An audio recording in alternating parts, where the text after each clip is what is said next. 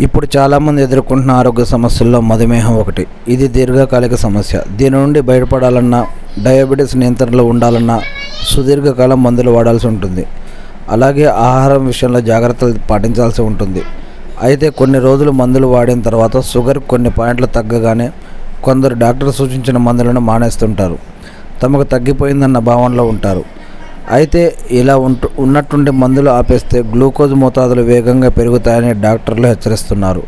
వైద్యుల సూచన లేకుండా ఈ మందులను ఆపేయడం వల్ల కొన్ని రోజులకు మధుమేహం పెరిగి శరీరాన్ని దెబ్బతీస్తుందని, దీనివల్ల ఇన్ఫెక్షన్లు, చూపు కోల్పోవడం, కిడ్నీలు దెబ్బతినడం, కాళ్ళకు పుండ్లు పడి తగ్గకపోవడం, బరువు తగ్గటం, గుండెపోటు, కొన్నిసార్లు పక్షవాతం వంటి సమస్యలు తలెత్తుతాయని చెప్తున్నారు.